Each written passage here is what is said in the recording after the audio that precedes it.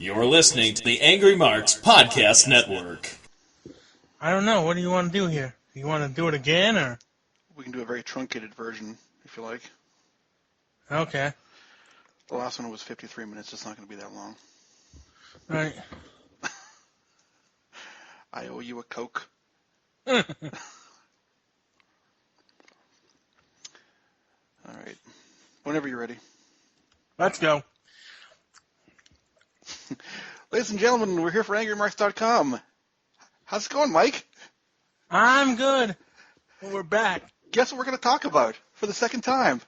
Ring of Honor, best in the world. We tried this once before about an hour ago. It didn't work. I suck. Let's get into this. It was going to be, the last file was 53 minutes. It's not going to be this way this time around. So kick us off. We start off the show with, and of course I forget now. This was the same conversation before. What was the first match? Kamatachi and Kyle O'Reilly. Yes. Kyle and Kamatachi, which is essentially a showcase for Kyle because he has a title match that was taped last night that'll air in a few weeks on TV. This was a good, solid opening match. Fans love Kyle. They didn't really react well to Kyle. It didn't seem like they gave Kamatachi much of a reaction. I don't think anyone has, or a whole lot of people have ever heard of him, unless they subscribe to New Japan World. Well, he was on the last set of tapings too. And he's on this one against Jay White, which we'll talk about why they're fighting later. But this was good. So Kyle throughout the match was kind of working on the one of the arms. Kamatachi was working over Kyle's knee. Yep. And Kyle hit a... Man, my steam's just completely lost. Yeah. We just spent an hour talking about this. Brainbuster into a cross arm breaker by Kyle O'Reilly for the tap out. Kamatachi decides not to adhere to the code of honor. Instead, he spits in O'Reilly's hand and walks away. Yeah, big jerk. What a rude individual. Speaking of rude, Silas Young. Hey, Mike.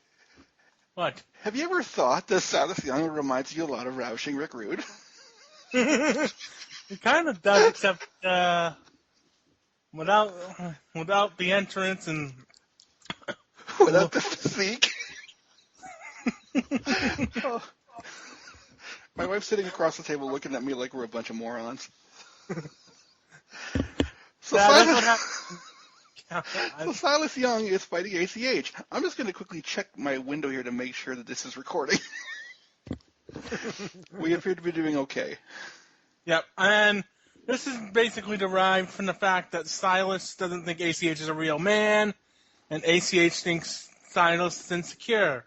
That's something to be fighting about. Yeah, ACH came out with a wacky shirt. Not going to describe it again. Go watch it if you didn't see it. It had sunflowers on it. Yep. Silas blocked a superplex, which turned into a sunset flip powerbomb. Silas then gets a chair. And ACH dives on him and takes out security, who's for some reason just standing around while ACH does the dive. Nothing's going to happen. We're just going to make sure that he doesn't use this weapon. Second match in a row where a brainbuster was used as a setup to the finish for the 450. Yep. So ACH wins. And he finally gets a big pay-per-view win because he seems to lose all his other pay-per-view matches. Unfortunately, it does come at the expense of Silas Young, who also had a title shot taped for TV that'll air in a couple weeks as well. As part of Tag Wars.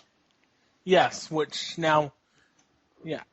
So you're kind of pushing him as a tag guy, but you're not pushing him as a singles guy. Yeah. The way ROH pushes people is weird to me sometimes. Their booking does seem different, but maybe just because I have been, so indoctrinated with WWE booking for so long. Well, in WWE, it's just 50-50. Yep. Someone wins, then next week they lose. Unless you're Dolph Ziggler. Baron Corbin, the feud that never ends. You get thrown into a meaningless feud which doesn't make TV, that does neither guy any good. And then he loses the match that doesn't even need to be on pay-per-view. Roderick Strong versus Mark Briscoe in Roddy's last ROH pay-per-view match. Yep, and of course his last TV match was taped last night, which you'll see in the coming weeks, as I have said already 3 times with certain things. But yep, this was a very good match, probably my favorite match on the show. We start with Roddy stealing the hair from Mark Briscoe, which is revealed now that Mark Briscoe wears a wig. No, that was his legit hair. He pulled it all off in one big chunk. I'm done making sense of this. And then that losing hair caused rage, and Mark kicks Roddy in the face, sending him to the floor, and they brawl on the floor for like the first couple of minutes. He harbored his inner Alex Riley. And then eventually Roddy just hits the backbreaker on the barricade, which of course looks like it hurts, but. Mm-hmm. This match had so much heat that there's a bunch of geese outside my house squawking. Or crows. Thank you, dear. Yes. God. My wife told me it was crows, so that must be it. Yep. And then. So Mark hits on his second attempt at the Cactus Jack elbow. He hits it. Yep. Bang bang. Bang bang. Mark jumps from the top rope. He also did a blockbuster to the floor in the early going of the match. Right, in the first 10 seconds of the match, he hit a finisher. Off the apron to the floor. That's good. Mark ends up winning with a Fisherman Buster suplex for the win, which looked kind of cool. I'm surprised Roddy didn't go over here, considering he probably should have won at least one of his last matches. Well, do you know what the resulting of the tapings were? He lost. He's doing Which the honors. Makes sense. He's doing the honors on the way out. Yep. And then they shake hands, and we get hype. Go to the website and read an article from Roderick Strong. He's going to quit wrestling and just become a journalist. Yes. So we have a 6-man tornado match. Moose. War Machine. 6-man tornado match between 6 guys that you didn't have anything for on the show, despite the fact that your hottest angle from the last pay-per-view was them, 3 of the guys interrupting the main event. That's good. It was wonderful. You have 3 large men throwing around 3 smaller men, and you have Matt Taven's commentary, who seemed completely out of place. Yeah, he's burying the heels, and he's burying the Cole in the box. They're setting up for him to come back from injury and program him with Taven and the New Kingdom, which I'm wondering what's the payoff to that going to be, and who actually he's going to get. Yeah, there were a couple of Mike Bennett references on this show. Called him, what Me and the Miracle did. We were carrying Adam Cole 1 year ago, and now this year the Bucks are carrying him. Yeah. So the 3 large men did lots of great big moves on the 3 smaller men. The 3 smaller men delivered 94 super kicks as per every Young Bucks match. Yes, because the super kick has been buried as a finish because of the Young Bucks. The super kick is the new punch. Yeah. We're just going to use super kicks because we don't really know how to do anything else. Yeah. And somewhere on a ranch in San Antonio, Texas, Shawn Michaels is just shuddering. I can't imagine Shawn's probably seen too many Young Bucks matches.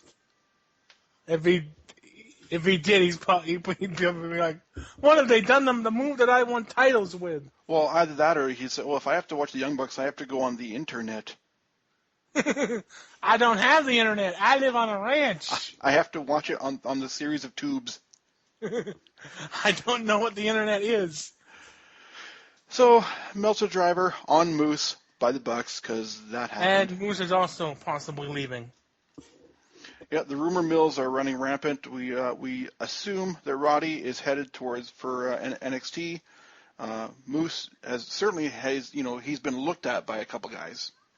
Also, when Moose does a dive, they say Taven goes on a soliloquy about how Moose Mysteries would be like a show that he'd watch on television for. Yeah. Oh, yeah, that's right. That would be a good A&E show. Yeah. Yeah, I would watch that in the afternoon. Finding Moose. Moose Mysteries. The tag team title match. Moose is like playing the new voice of Scooby-Doo for some reason. Yeah. Or Shaggy. I'm just moving on. Yep. I want to get through this. We got the Addiction defending the ROH tag team titles against the Motor City Machine Guns. Yep. Sabin came out in his Dean Ambrose Halloween costume, complete with his leather jacket and his disheveled hair. He looks like a guy who hasn't slept or showered in a year. Did you see the thing on Facebook? Someone had posted. It was a side-by-side shot of Roman Reigns and Dean Ambrose, and the caption was, "Ask your grandmother if you can tell which one of these guys just failed a drug test." And they'd probably say Ambrose. Yeah. And you'd be wrong. So Bobby Cruise introduces the champs as the World Tag Team Champions of the World, which is a great line. Yeah, I think Kazarian kind of stopped him while he was doing, because it sounded like that was just improvising, and it's like he hesitated, and Kazarian said something to him. Right. He just started saying the Tag Team Champions, and then the Addiction gave him a dirty look and pointed at him, and then Cruise just says, "Of the world." Like, the old okay, school heeled. You announced me like this. You guys are gonna. I have till 5, ref. So the Addiction jumps both guns. They get taken out of the ring fairly quickly. There were 18 insecurity kicks in this on this show. 4 of them were in this match. Yep. And yeah. We have a brawl breakout between Jay White and Kaimatachi towards the end. Kaimatachi came out. Why would he do that? Why would he do that? What I don't know. problem does he have with Jay White? Explain the logic underlining this conclusion. I don't know. They didn't. I don't think the commentary knew either. So, in any event, the Addiction won. It was a pretty good match. The best Meltzer ever. Which, never mind. Doesn't matter. Unsanctioned fight without honor. Steve Corino and BJ Whitmer. We went on about this in the last recording that got lost, but we talked about how the build-up is, Whitmer stalking Corino's wife and her not really playing into it. Yeah, we came to the conclusion that Corino's wife doesn't watch the product. She doesn't know who her husband's coworkers are, and that her stepson doesn't know to stay away from the guy her husband's feuding with. That doesn't know that this man injured her stepson. Oh wait, no. Yep. Wait. Again, same thing as the last recording. That happened after, so never mind. It happened before. It happened before? Yes, it happened before the anniversary show. That was the reason. Yes, because this has been going on for a long time here. This has been like a 2-year build. Yeah, and it gets lost because it's like a puzzle having to try to put this together. So Corino comes out decked in all white, which means for sure he's going to bleed. Yep. Taking a page out of Ric Flair. Yep. Corino hits a Uranagi on the apron. Corino starts working over BJ's knees with chairs. Yep. There was a beer bottle. He Pillmanizes the ankle. He Pillmanizes the leg. And yet Whitmer can still walk somehow. Hey, there was a beer bottle at the announce desk from the previous segment. Yeah. Yeah, and it's a completely legit beer bottle. It's not fake at all. There's beer in it. And Corino grabs it. Use it. And he waffles BJ like a ham and egger. Yep. So BJ's bleeding all over the ring. There's blood everywhere. We have a table in the ring somewhere, and Whitmer hits 2 exploders because 1 wasn't enough, and it's not even enough for a 2 count. Oh, yeah. Yeah, we talked about this before. The second exploder just shattered the table into dust. I think they did that because the first time it was supposed to break the table, and it didn't. Botch. Okay, no, I was going to go off, but no, I'm not going to. So he takes 2 exploders, which is supposed to be BJ's finish. So in the meantime, nope, not yet. In the meantime, he's busted wide open. There's a doctor at ringside who looks like Colonel Sanders. He's gonna make chicken later. He's gonna use the 11 herbs and spices on BJ's finger face. Finger licking. And like every good doctor, he's got his little medical bag, and Carino, his bag on the ring apron. He figures there's multiple tables here, there's many benches, but this ring apron seems like a great place to just leave this bag full of medical supplies. And Carino gets it, and he gets what was it? Rubbing alcohol. First thing is he reaches in the bag and he pulls out a pair of scissors and he shows it to the crowd. And the crowd's just like, oh, yay! And then he drops the scissors. Sid Vicious is going to appear. And he pulls out a squeegee. So he pulls out the scissors, the crowd goes, yay! And then he drops the scissors and the crowd goes, boo. No, Sid Vicious is not appearing. The second thing he takes out of this bag is a bottle of rubbing alcohol, which, again, I'm sure it's completely legit. It wasn't gimmicked. And this is the Homicide Steve Carino callback.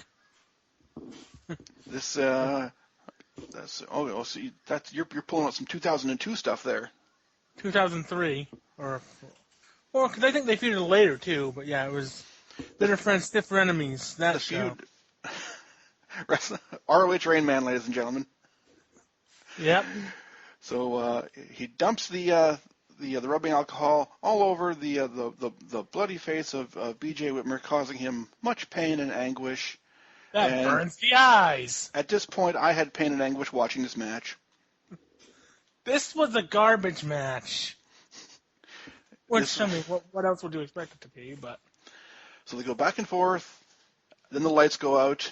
Speaking of booze, I needed some booze at this point. Kevin Sullivan appears. The Taskmaster shows up. On the day that Chris Benoit died. And he was wearing quite the pimp cape. And also, he has not aged since the last time we saw him on television. He's completely bald, but he was bald before too. So, but I was hoping he would have the little sharpied eyebrows like he had in WCW. The Dungeon of Doom. I really hope we don't see that again. I am not a shark. I'm a man. I'm gonna hit you with quarters. Oh, wait, that's later in the match. We missed that spot. It's not important. Yeah. Good Lord. So then he appears, he spikes Carino, and Whitmer hits another exploder and wins. Right. He bonks him on the top of the head with a tampon. and then BJ hits one of my son's favorite sayings is now he defeated him via a suplex. Which is exactly what happened. And then Kevin Kelly loses his mind because the humanity. Trish Stratus, the Survivor Series 02 finish. He won with a suplex. They do all this shit to each other, and he wins with a suplex. I was watching an old Ric Flair match from like late 70s, probably had to be 78 or 79, and it was his Madison Square Garden debut. And he defeated his opponent with a vertical suplex. A back suplex, I believe. Yes, I've seen that match. That's on one of the Flair DVDs that WWE put out years and years ago. Oh, I'm sweating here. This It's hot up there in Canada. Well, especially, if people only knew the technical difficulties we've had today. Yes, there's a reason we're doing this show quicker than we did the last one. Yeah. Let me just say that this is not the standard to which AngryMarks.com and the Mike and Rowan Ring of Honor recap show is usually going to prepare for. So, yeah. Hopefully in August when we're back here, it goes a little bit smoother. And by then we'll have sponsors. Yes. Somebody sponsor us. Someone give us some money. We need the Lord Alfred Hayes promotional consideration clip. Brought to you by Wheat Thins. Brought to you by White Stripes Gum or Fruit Stripes Gum. But they even still make that. Bobby Fish defending the TV title against Dalton Castle. Dalton canceled brunch. For those that don't know what we're talking about, during the pre-show, Dalton Castle and Bobby Fish, who are friends, and they were going to go to brunch, and they set up a date for brunch, and then Dalton Castle challenged him for the title, and they're no longer friends. And Dalton, which, by the way, Dalton actually won his title shot at Global Wars last month. So he knew what he was fighting for. Yeah, So he canceled brunch, and then he stormed off. And like a woman. We lost an argument. it's not what you said; it's how you said it. So, hey, Mike, Yeah. why are the What? boys with Dalton Castle? I have no idea. They never explain it. Moving on. Hmm. I do love Dalton Castle's punches. They look either really, really stiff or he's shooting on them. It's a shoot. No one told him it was fake. Yep. So close to the end, Castle hits what looks like a really scary Saito suplex onto Bobby Fish right on the top of his head. They immediately went And then to the finish finish. is Castle goes for the bangerang, but Fish gets a quick victory roll for the win. So we can pretty much guarantee that these two are going to match up again somewhere down the road. Yep. Although Fish isn't on the next TV tapings that were taped last night, but Hey, yet again the TV champion misses a TV taping. just because one of their top guys is not going to be on TV for the next couple of weeks doesn't mean he doesn't play out in their storylines, right, Roman? I mean, You're gonna miss a month, and you're probably gonna take the fall on the pay-per-view. the All Night Express. There's your punishment, Roman. The All Night Express came out. They did some crap. For no reason. Moving on. It took It took 13 minutes for them to say that there's going to be a new stable with Caprice Coleman. Who has not been relevant in that company since him and Cedric split up. He's as relevant as Iron Mike Sharp. Yes. What happened to him and being affiliated with Prince Nana? That went nowhere. The last time I watched anything with Prince Nana, it was on the Wrestling Road Diaries. Yep. Yeah, Nana's managing Dijak now. But anyway. Anyways, it was at this point. The rematch, 1 year in the making. Jay Briscoe versus Jay Lethal. I fell asleep because it was 1:30 in the morning, and so I watched this match at the gym this morning. So I have no notes except This was a TV main event, pretty much, because of the All Night Express segment. it could have gone at least 10 minutes longer. The ending came out looking very anticlimactic. And of course, as you said in the lost recording, the lethal injection is not a good finish. Shall I repeat my rant, or should we just leave it in the ether? If you want to repeat it. Okay, so basically they had a spot where this was after Jay had already hit the Jade Driller on Lethal for a 2 count. They then fight their way up to the top rope. They're jockeying for a position. Lethal hits Briscoe with a cutter from the top rope, which basically is what the lethal injection is without the little front flip. Without the handspring. Without the which always looks kind of stupid, but anyway. Your first day of gymnastics. we should ask Brian if that's a standard gymnastics move. Yep.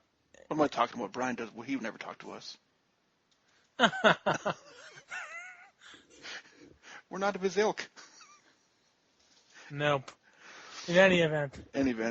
Lethal retains and wonder who's next for him, because this is why you shouldn't do 1 year title reigns in this day and age, because eventually you're going to run out of guys, especially because you can only have so many guys on the top of the card. Either that or just don't have him on all the shows.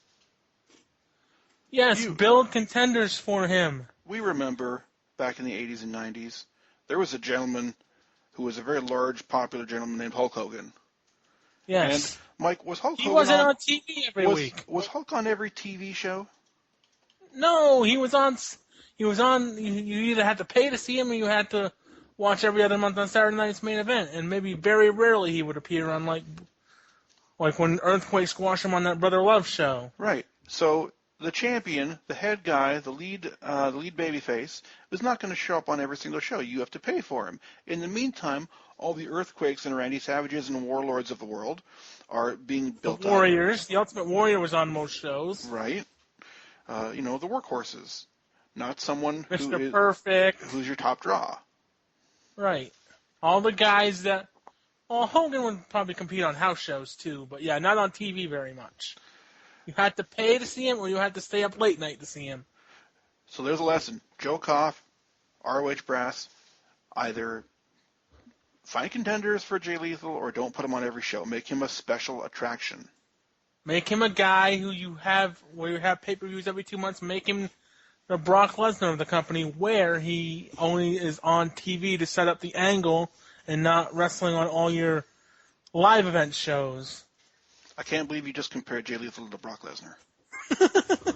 Yes, indeed. And on that note, our next show we'll be talking about probably will be Death Before Dishonor during SummerSlam weekend on August 19th, which means we'd probably be talking about it 2 days later on SummerSlam. Like yeah.